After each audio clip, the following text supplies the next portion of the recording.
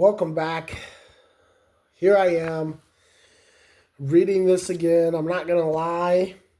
Um, I've definitely lost my luster when it comes to my energy, enthusiasm when it comes to reading this stuff. Um, but I'm gonna try to do it with a better mindset. Try to be in a better mindset.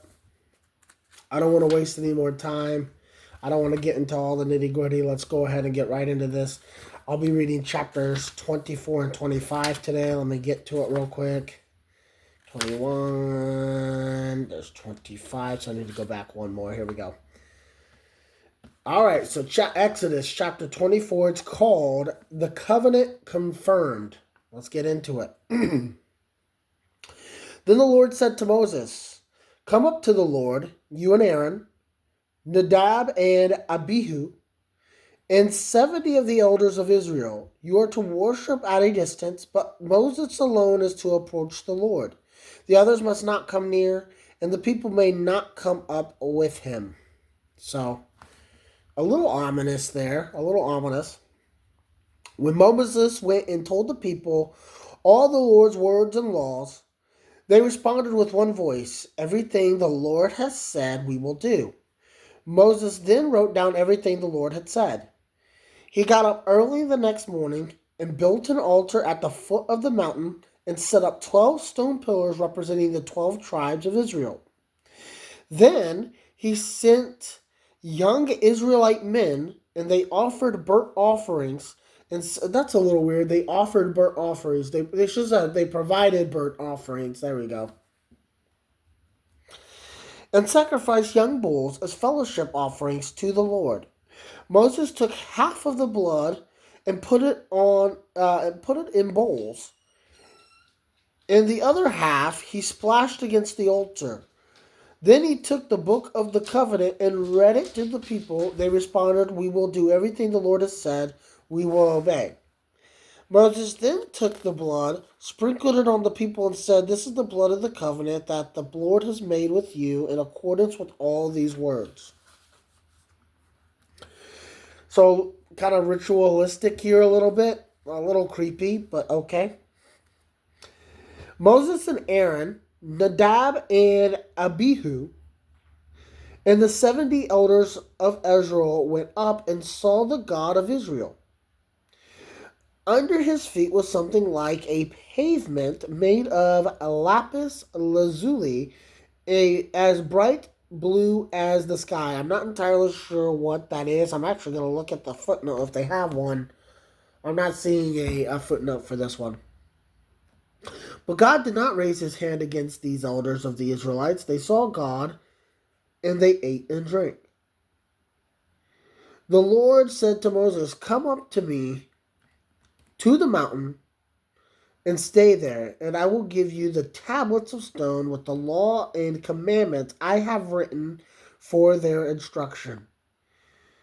Then Moses set out with Joshua his aide, and Moses went up on the mountain of God.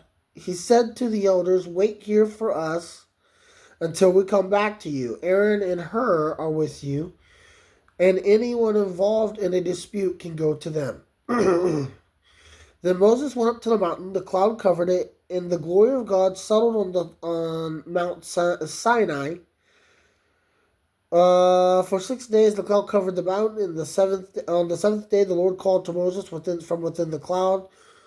To the Israelites, the glory of the Lord looked like a consuming fire on top of the mountain. Then Moses entered the cloud as he went up on the mountain, and he stayed on the mountain for 40 days and 40 nights.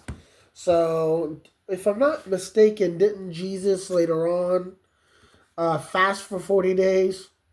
Don't quote me, I could be wrong on the amount, but I think that's the case. And that ends chapter 24. Let's go right into 25. It's called Offerings for the Tabernacle. Actually, there's a few sections in here, and I'll name them out as we go. But first section is called Offerings for the Tabernacle.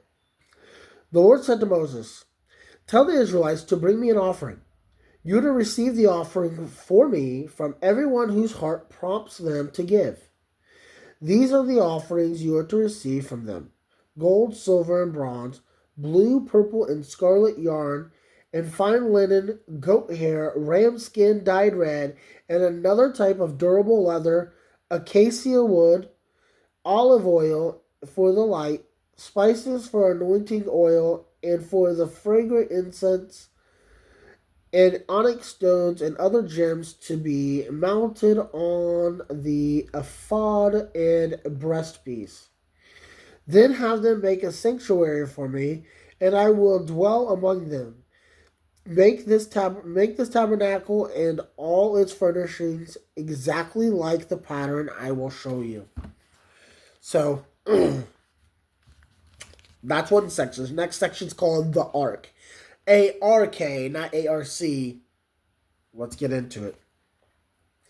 Have them make an ark of acacia wood, 2.5 cubits long, a cubit and a half wide, and a cubit and a half high. Overlay it with pure gold, both inside and out, and make a gold molding around it. Cast 4 rings for it and fasten them to its 4 feet, with 2 rings on one side and 2 rings on the other. Then make poles of acacia wood and overlay them with gold. Insert the poles into the rings on the sides of the ark to carry it. The poles are to remain in the rings of this ark, they are not to be removed. Then put the ark and the tablets of the covenant law which I will give you. Hold on, let me read that one last part again. Then put in the ark the tablets of the covenant law which I will give you. There we go. Nailed it. Make an atonement cover. Make an atonement cover of pure gold, 2.5 cubits long, and a cubit and a half wide. And make 2 cherubim out of hammered gold at the ends of the cover.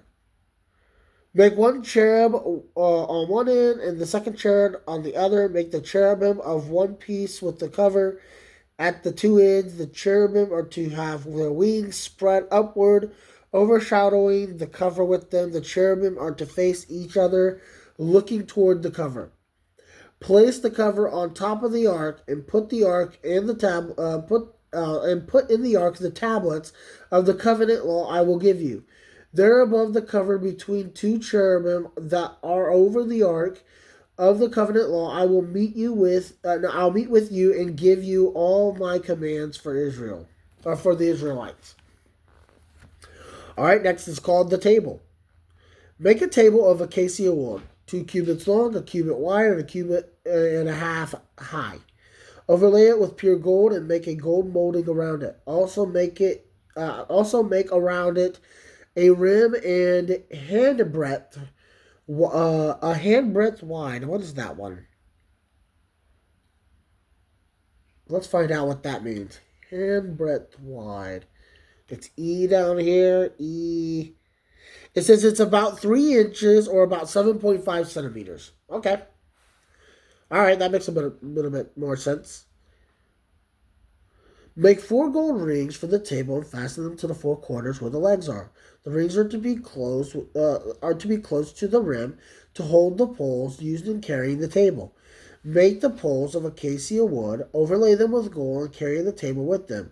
Make its plates and dishes of pure gold, as well as its pitcher and bowls for the pouring out of offerings. Put the bread of the presence, capital P. A little weird. Put the bread of the presence, capital P, on this table to be before me at all times. Okay? So that ends that section. One more section called the lampstand, and I'll get out of here. It says, make a lampstand of pure gold. Hammer out its base and shaft, and make its flower-like cups, buds, and blossoms of one piece with them. 6 branches are to extend from the sides of the lamp, 3 on one side, 3 on the other. 3 cups shall be shaped like almond flowers with buds and blossoms are to be on one branch. Three of the next branch. Blah blah blah. Three on the next branch. Goodness sake, I cannot talk today, or ever.